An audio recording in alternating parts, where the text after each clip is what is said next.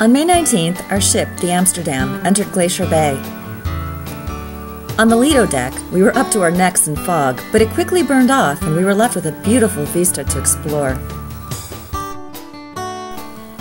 Glacier Bay was once a single sheet of solid ice known as the Grand Pacific Glacier. It was about 4,000 feet thick and 20 miles wide. Over the past 200 years, it has retreated roughly 60 miles and left 20 separate glaciers in its trail.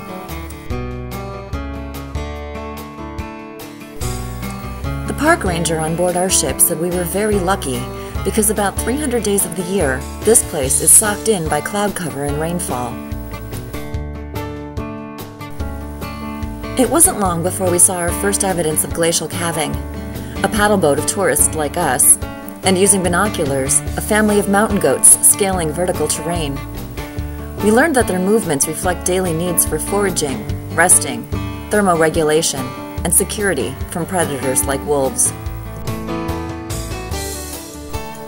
These two brothers, avid hikers, imagined themselves breaking trail in the mountains where their hearts lie.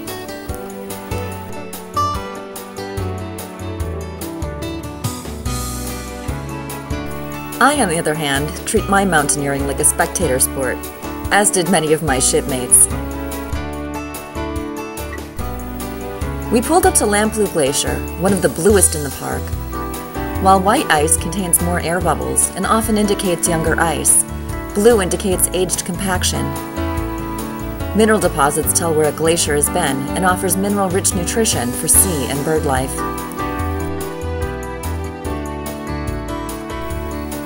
Rounding the bend, we came upon the stunning Johns Hopkins Glacier, which is 19 miles long, 1 mile wide, 250 feet tall, with another 125 feet under the water.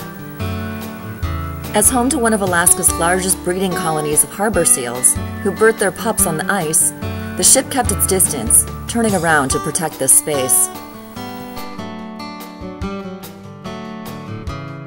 No more mountains or glaciers are being named. They're being left unnamed to the wild, to the last frontier of Alaska.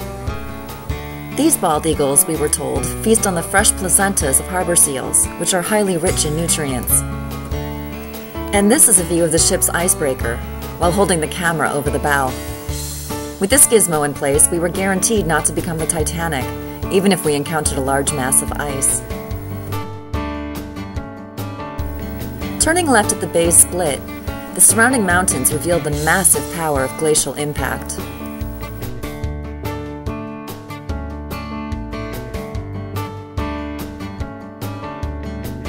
Heading straight for what remains of the rocky, receding Grand Pacific Glacier at 2 miles wide, everyone came out to see the fresh, clean, and calving Marjorie Glacier. Marjorie Glacier, at mile 63, is perpendicular to the Grand Pacific Glacier at mile 64. Together, they provide an excellent juxtaposition of receding and advancing glaciers side by side. Marjorie boasts a height of 250 feet above the water level and 100 feet beneath. Combined, it spans taller than the Statue of Liberty. As the day's temperature increased degree by degree, we all sat in anticipation of a grand avalanche as the ice began to calve.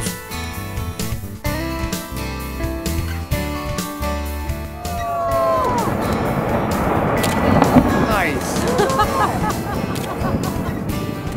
That's what we're talking about.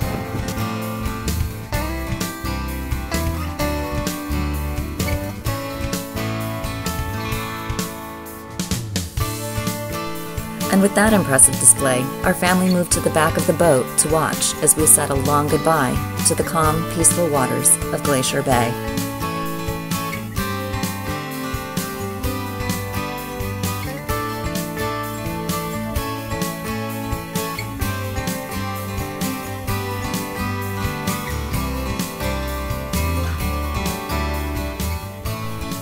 But this wasn't the end of our day. Great food, music, and a big win was still to be had.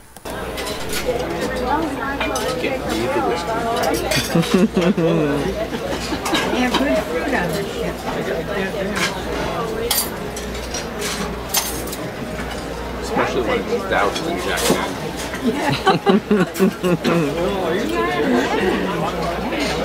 You will very shortly. Well, actually, if you come, It's all down the bottom.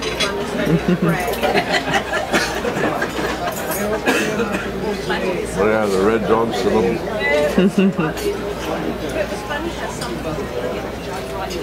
there it is. Got it. Oh yeah. Wow.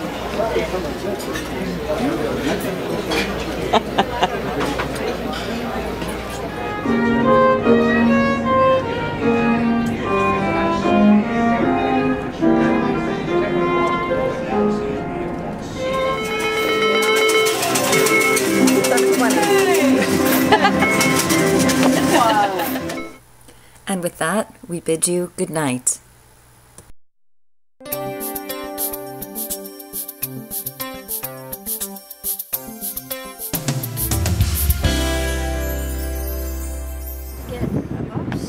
Hi.